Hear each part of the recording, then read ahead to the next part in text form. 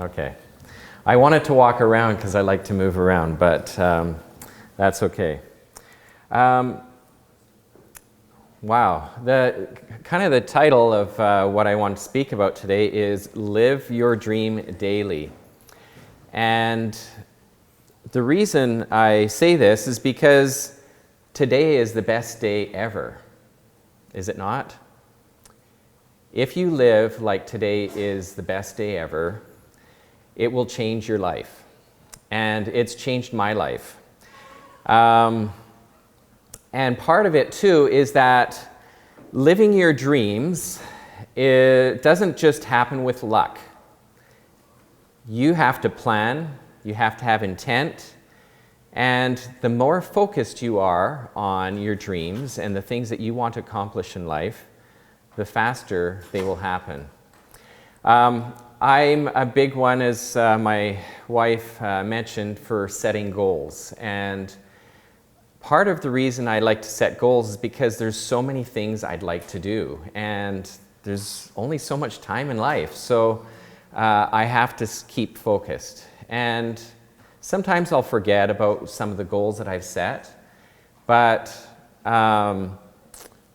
they always come back to me, and they're a great opportunity for me to focus on what it is I truly want in life.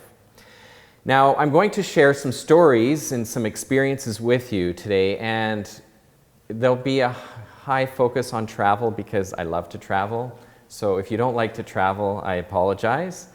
But this is just a vehicle, just so you're aware that my love for travel is just a vehicle for some of the true goals and purposes that I have. My goals and purposes are not the travel itself. It's something greater, and I will talk about that a little later. But as I mentioned before, we need to plan our lives, and we need to live on purpose.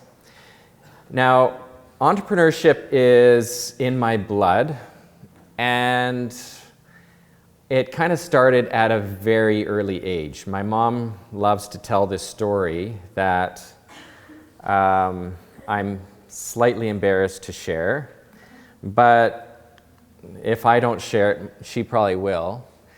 At the age of 5, I would take our ripped comic books where the covers were ripped off, and I would sell them to the neighborhood kids. And she says I would glue them together or staple them together to make it like a nicer book. Even though there was no cover on the one, there was cover on the other, and so I'd kind of combine them and try to double my money. So it did start at a really early age. And then one of my other incredible business ideas, it was a business partner I had at the age of probably about 9 or 10, who suggested that there's a lot of people going fishing down the street, because we lived close to a lake, that we start selling worms at the side of the road.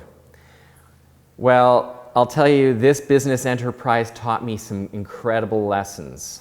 And one is that you need to have enough demand to make money, because I don't think we sold more than one batch of worms, and if we were lucky at all. So that was a bit of a failure, that business experience. But I didn't have a whole lot to lose, just a bit of time digging in under rocks. So my next one was, I came back from BYU, Hawaii, and went home just before I went to serve a mission.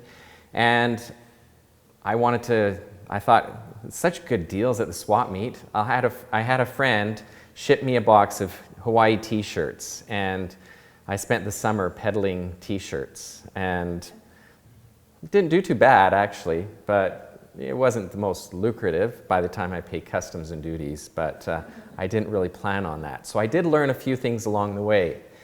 You don't always anticipate every step of your business at the very beginning. Sometimes there's a few surprises, and customs and duty almost doubled the price of my product. A little younger, I sold hazelnuts on the side of the road. there was these wild hazelnuts growing down the street from us, and so I went on a busy road, and with a friend of mine, we sold hazelnuts. So that was probably age of 10. So like I say, entrepreneurship is in my blood. It's been there for a long time, and I fortunately had parents that didn't dissuade me from trying my creativity, as you can see with some of these business ideas. But one thing that really bothers me is when people tell me or say, oh, I'll do that when, and then they'll give reasons why they can't do it now. They'll say, oh, I don't have enough money, or I'll do that when I have the time, or I'll do that when I finish school, or when I'm established. Well, yeah, you can wait, but my opinion is, why wait? Why not say, I'll do that today? Because even if you can't do it today, you can plan for it today. And I think many times we put off so many things because we are waiting for something else to happen that's outside of our control. So I say, live your life in the present. Don't wait for tomorrow. And like I said, if you can't do it today, plan for it today. And I really believe that if you're following, or if you're open to be followed and led by a higher power, you can't mess up God's plan for you. Sometimes it's difficult because I see people that just can't make a decision. They say, oh, I don't know if I should do this or that, and so they don't make a decision. And sometimes I believe God wants us to actually just make our own decision, and if we're prayerful about it, we can tell Him to stop us if we're not going in the right direction. But just like this picture shows here, someone jumping from one place to the next, sometimes we just have to make that leap of faith that we're actually moving in the right direction. So my experience with this is I applied to attend BYU Hawaii a couple of years ago. It was a while ago.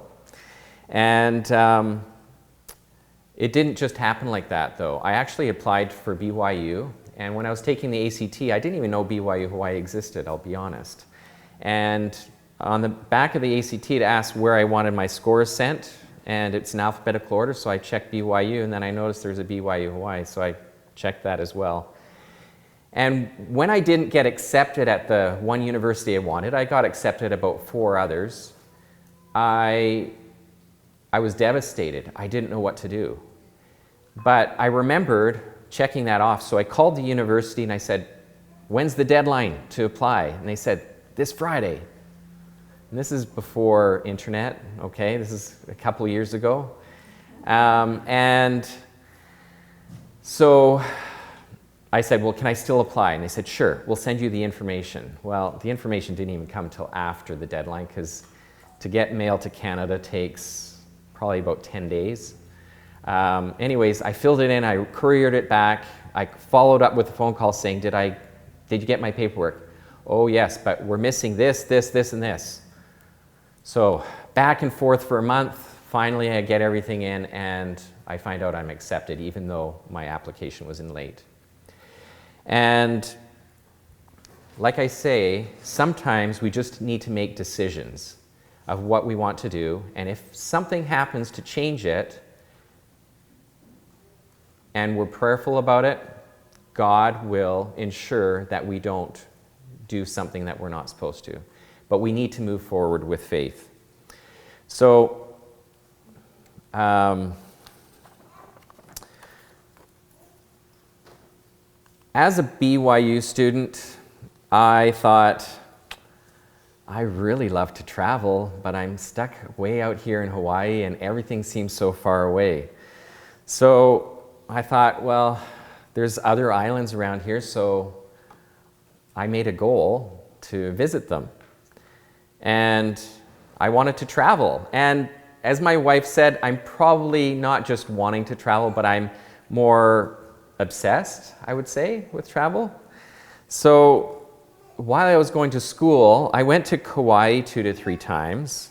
I went to the Big Island of Hawaii 3 times, and I was in Maui 3 to 4 times, Molokai once, and my wife and I even brought our daughter at the age of less than 1 to Europe for 6 weeks. Well, how can you do that if you're going to school? Because you're poor, aren't you? Well, I made a plan. Now, this is the time where there's no entrepreneurship program at the university, so consider yourselves very lucky that you have an entrepreneurship program to help you in these things, because I had to create my own entrepreneurship program. I had to talk to some of my professors and say, I'm Canadian, I can't work in the US, it's off of campus, so can I do something as part of my schooling? And so they said, yeah. And so what I did is I arranged trips to the other islands for students. And every long weekend, President's Day, Thanksgiving, all the holiday weekends in the middle of the semester, I would send between 60 and 140 students to the other islands. And at the time, they let me set up a booth in the Aloha Center with these great packages. For $129, you could spend 3 days, airfare, hotel, car rental, and that's how I paid for my not only education, but I had to take these groups. I didn't want to leave them alone, right? So you got to figure out a way to do it. Anyways, that was my motivation. And it started slowly, but it gave me an opportunity to start developing those business skills that I needed today. Today was a long time ago, but now today is today. So what I say is, today is the time for you to make the most of every opportunity that comes your way.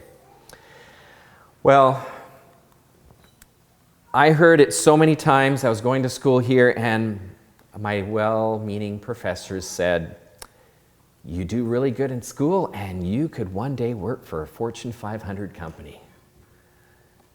And to that I thought, wow, I don't want to work for a Fortune 500 company. I want to own a Fortune 500 company. And that motivated me even more. So I graduated eventually, and I moved back to Canada with my wife and my one daughter, who's here today, and my son, who was not quite yet born yet. And I needed to start something. Now, at this time, I knew I wanted to work in the travel business, but I didn't know what I was going to do exactly. But I took some of my experiences on campus here, starting a travel company, and I thought, well, I'll go work for someone else for a while, learn the ropes, and then do something on my own eventually. I made a list of every travel company in my town.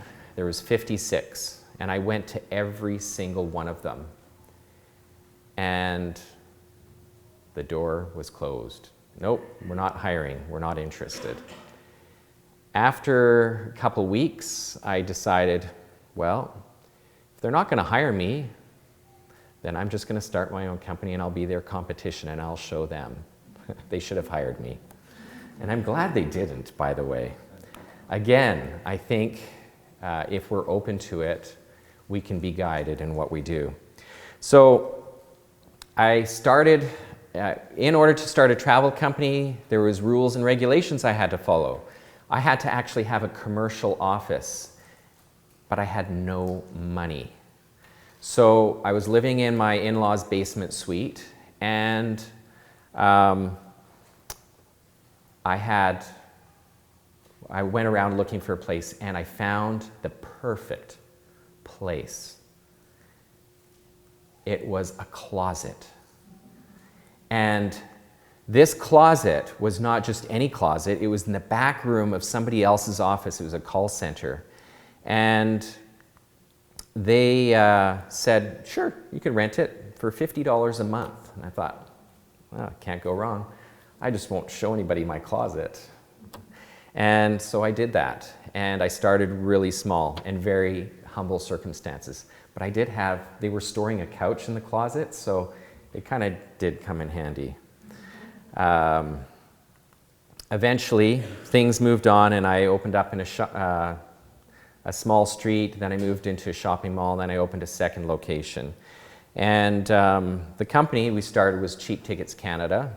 And I actually started a company called Far and Away Adventures first, but I started advertising under the moniker CheapTickets, and it just kind of caught on and people liked it, so I actually changed my name. But this is the time when travel agents were worried because they said, oh, the internet's just coming out. There's all these online businesses. It's going to take away our business. What are we going to do? And I said, oh, that's scary, isn't it? No. If somebody's scared about a business that's going to be competing against them, to me, I saw an opportunity. So I launched CheapTicketsCanada.com. And within a number of years, we were the 52nd fastest growing company in Canada. We won some awards from Profit Magazine. That was 2005, 2006, and things continued to develop. Marketing changed though, and we were doing great business. We started advertising in phone books. Yeah, do you like those phone books? Well, it was working so well for 2 or 3 phone books that with one, I started 2 or 3, 10, 20. Pretty soon we were advertising across the country in over 50 phone books, but it was going really good. Well, things changed a little bit. People weren't picking up the phone books, or they aren't today anyways. But over time we realized we had to change a few things. And in business, you always have to stay on top of your game. You can't just expect that things are always going to be the same and that you can do the same thing you did last year.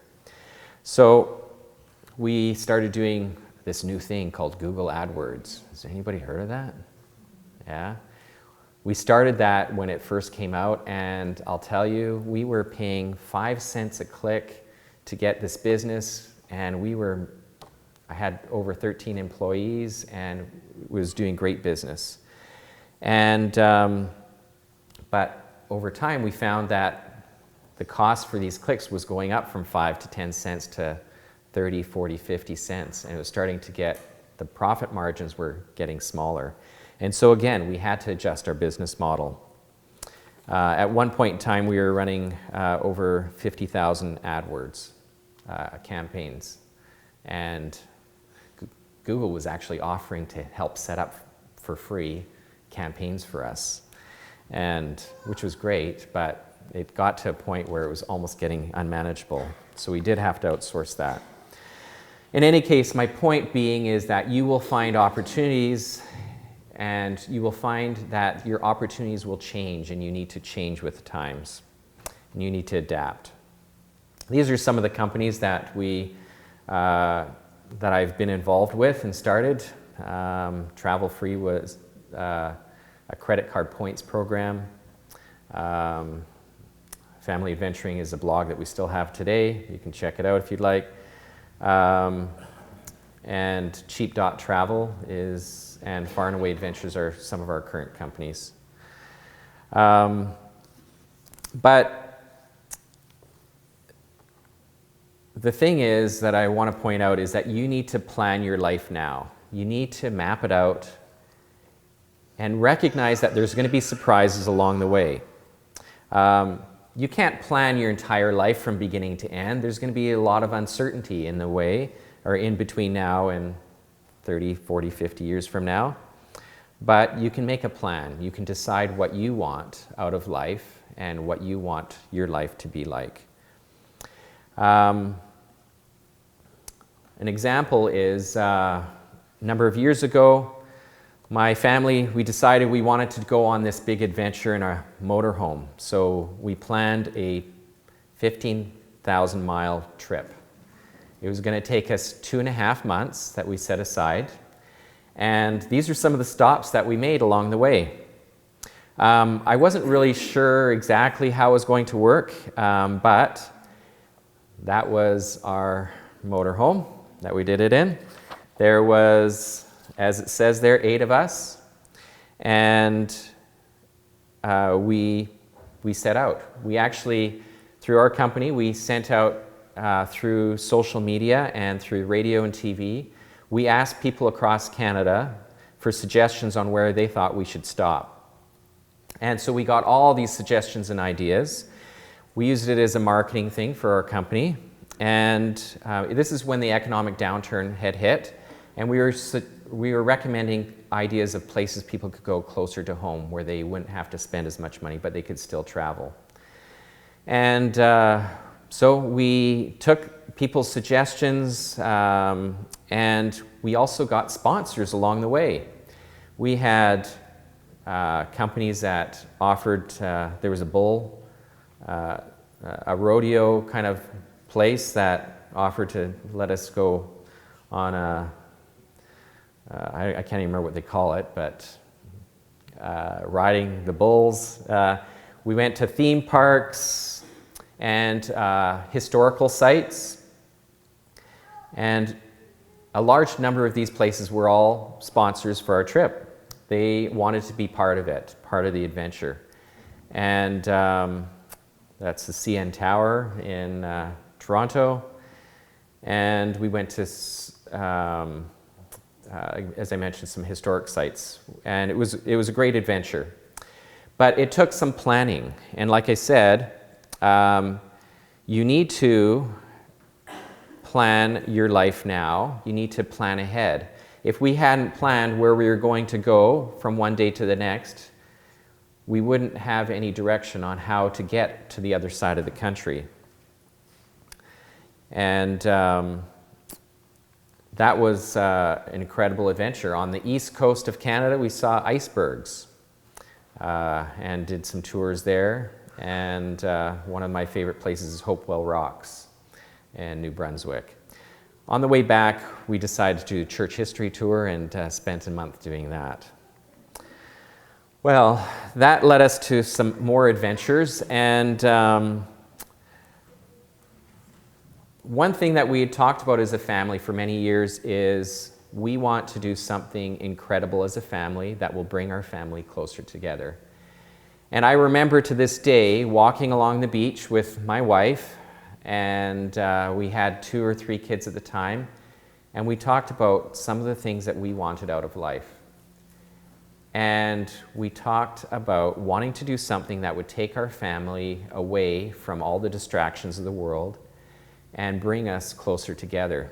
So my wife's family had done this sailing trip when she was a teenager, and so we thought, well, let's try to come up with our own creative idea, and if that, but this is another option. So, but the more we thought about it, the more we actually wanted to do a similar thing ourselves. So now sailing, it's not the cheapest kind of endeavor to kind of take, to do. You need a sailboat, and that could cost you anywhere from $250,000 to $500,000. You can't just do it without any planning or preparation, although I have to say planning and preparation in the thought process, you don't have to prepare too much to learn how to sail. At least we didn't. We did a little bit, but I'll get to that in a second. The thing is, there was hurdles along the way. It didn't just happen. We actually bought a boat, and we later found out it was a scam and the boat actually didn't exist. And so we kind of gave up on the idea, and this is a year before we actually went on our trip. A year later, we said, well, let's give it another shot. Let's try it again, see if we can make it work. Again, we were putting one foot in front of the other, not knowing what was going to happen. It was something we wanted to do. And so we found a boat, and it was in San Francisco Bay Area, and we went down there, looked at the boat, and we bought it. And this is 2 days before General Conference in October of a couple years ago, 6 years ago. Now, what you have to know is that something big happened that kind of changed the dynamic of our family. We had planned to bring the sailboat and learn how to sail for a year, practice, figure things out, and then go on this sailing trip. Well, at this general conference, the prophet announced that the age of missionary service was changing, and our 2 oldest kids said, "We're out of here. We're going to be here for a year, and that's it, and then we're gone." And we were like, "Well, you can't do that. You can just wait a little longer, can't you?" No, that wasn't in their plans. So my son, Jaden, he said, "Why don't we just go this year instead? We'll just leave the boat where it is, and we'll just go from there." And I'm like, "Okay, well, you don't realize, I know you're young, but I have a business that I need to kind of figure things out with." And he says, "Don't worry about it, let's just go." And I thought, oh, that's easy to think. But as a business owner, how do you just leave a business for a year? Well, a lot of prayers and a lot of big decisions later. 3 months later, we were on the boat. And I left my business in the hands of my office manager who had been with us for many years. And we spent a full year sailing. We sailed from California to Australia, visiting all of these islands. The Marquesas, Tahiti, Niue, Samoa, Tonga, Fiji, Vanuatu, and we had an incredible experience.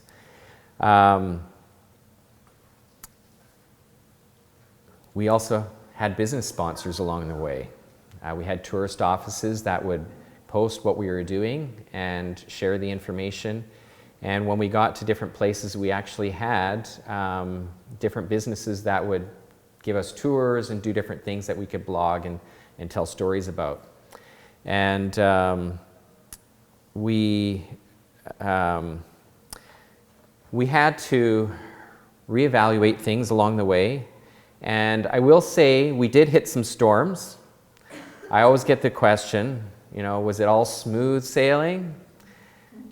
Life is never smooth sailing, and you never develop true character unless you have a few storms, whether in business or in life. Just before we reach the equator, there's an area called the doldrums. And in the doldrums, it was dead quiet, no wind. We were motoring for a day and a half, and all of a sudden this big storm comes up. The waves are rolling, and I hear dishes smashing. A huge stack of dishes fell off the shelf, smashed on the ground. The kids are inside, they're all worried, and I'm out there at the helm of my ship and praying. And I was worried. I didn't know what was going to happen. But a song came to my mind that I will never forget. And it's "Master, the Tempest is Raging." And I started singing that song. And peace came to my heart, knowing that I was in the Lord's hands and He was in control of not only my life, but everything I did from that point onwards in my life. It was an awe-inspiring experience. We had set sail only having practiced for 3 months, or 2 months actually, in Alameda and the Bay Area. We had not much experience.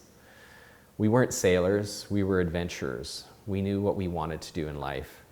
And this experience was it wasn't about sailing, it was about bringing our family closer together and closer to God. And this storm was a bit of a pivotal moment. To get from California to the first place, the Marquesas, it's 23 days without seeing any land. And you're not stopping for anything. You go day and night. And someone has to be on watch every day, every hour. But the greatest thing about a family our size, there's 9 of us, is that, guess what? Watch at night. You only have to be up for 2 hours, or you only have to be up for 2 hours, and then you can go back to bed. Because we saw sailboats where there's like 2 people on board, and they had like 12-hour shifts, and it's like, oh. Well, we had a lot of crew. And the 2-hour watch, well, 2 hours, that's enough for a movie, isn't it? Yeah, we did watch a few of those sailing storm movies along the way, just to get our adrenaline going. And I can't remember some of them, but Life of Pi was one of them, and the Great Storm or whatever. But, you know, we were up for some excitement. And there was one island. Actually, I'll just show you these pictures here. This is, one is in Vanuatu on the largest banyan tree in the world, and the island of Tanna, and that great starfish is in Fiji. And that was the volcano that we saw in Vanuatu. In Tanna, there's a live volcano. You can walk right up to the edge of the crater, and it's so safe because the locals there, they'll tell you which side of the crater to go on based on the direction of the wind. And meanwhile, lava's blowing up and dropping all around. But it was pretty exciting, yeah.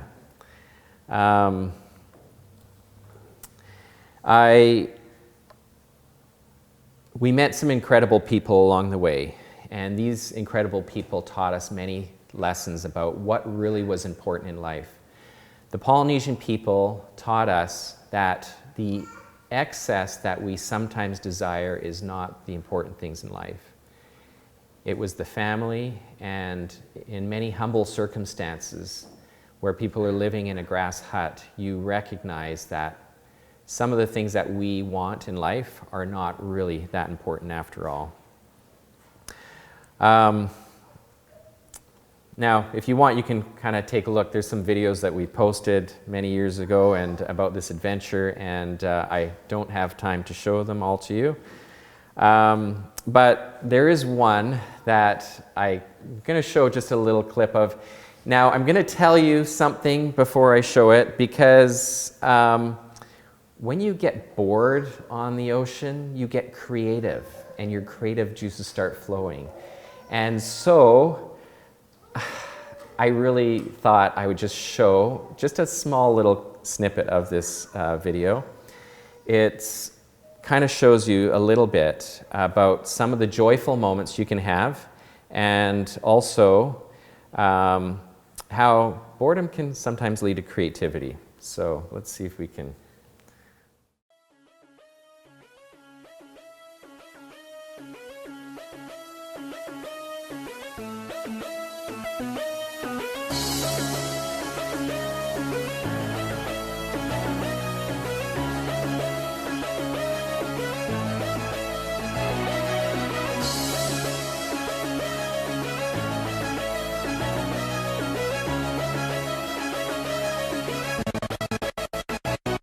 Sailing far and away on the deep blue sea ain't exactly what it's hopped up to be.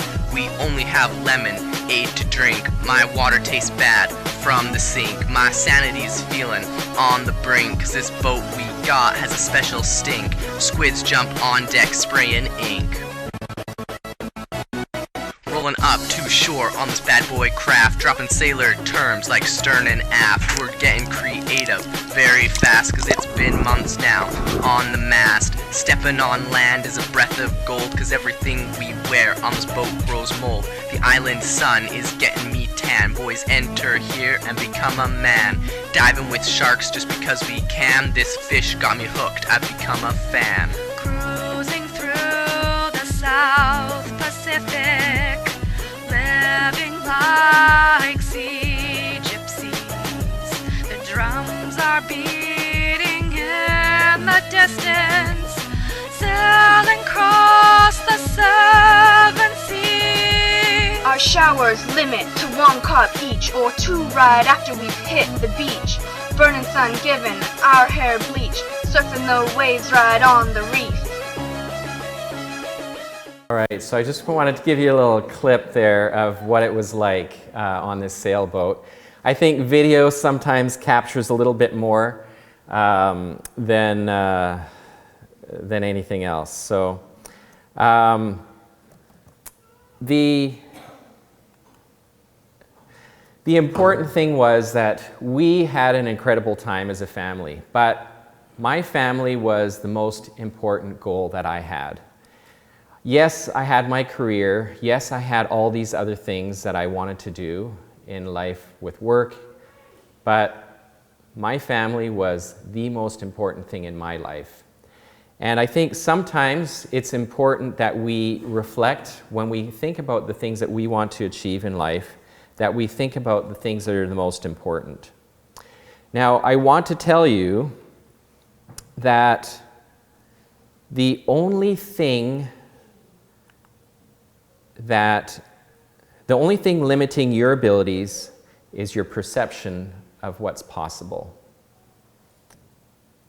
And this is one of the key takeaways I want you to take. The only thing limiting your abilities is your perception of what's possible. If you limit what you think is possible, then you are limiting the possibilities. I came to BYU, Hawaii 30 years ago, and I set some goals and I wrote them down. And some of those goals included traveling, believe it or not.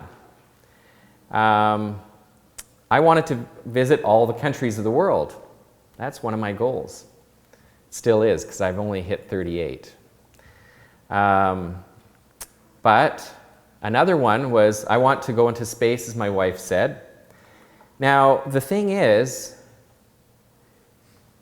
when I set this goal, the only way to get into space was to become an astronaut. And I didn't know that that's actually the route I wanted to go. But in the last 5-10 years, things have changed dramatically, have they not? I would say in the next 10-20 years, space travel will become much more doable. It'll still be expensive for a while. But like I said, the only thing limiting your abilities is your perception of what's possible. I didn't know how that potentially could be possible, but I am starting to see that now. And the other thing too is, if your goals and the things that you want to achieve are, if you focus on 5, 10, 50 years from now, I hate to break it to you, but your goals are short-sighted. If your goals focus on 5, 10, 50 years from now, you're short-sighted. What are your eternal goals? What are the things that you want out of your life and beyond? Those are the ones that count.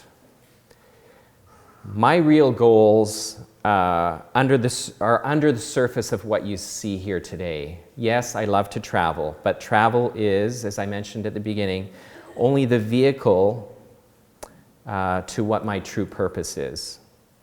I want to show the world that families are the most important building block of our society. I want to show this to everyone, everywhere. And one of my real goals is what God's goal is for me. And I refer to Moses 139 for that. It is my work and my glory to bring to pass the immortality and eternal life of man. And every goal that I set focuses on this goal, because it's not just my goal. In my mind, it's God's goal too. And if we can funnel all of our efforts, all of our channels, and all of the things that we do to this ultimate goal, then we're not being short-sighted in the things that we do. So, my wife and my goals are the same. Our dreams are the same. It's exaltation. And yes, we love to travel, and yes, we use travel as a vehicle for some of these things, but it's just a means to an end for what we truly want in life. And that's everything I have to say. So thank you.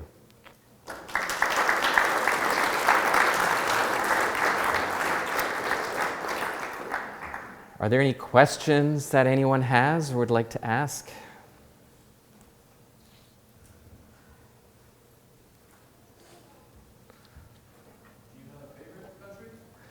Do I have a favorite country? It's always the one I'm in today. You know what? The world is a great place. I've loved trekking to Machu Picchu. I've loved doing some really cool things. I love the South Pacific Islands. I really can't pick a favorite, but I can pick favorite things I like about each and every one of them. So, yeah. Yes?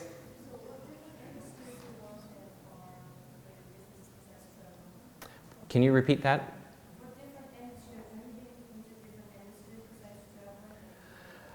So have I been in any other industries other than travel?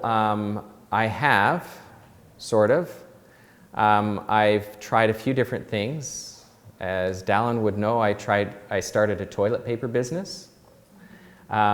I looked at my business and what types of things I used and didn't reprice every single day, because in the travel industry, everybody's repricing and asking you to earn their trust every single time.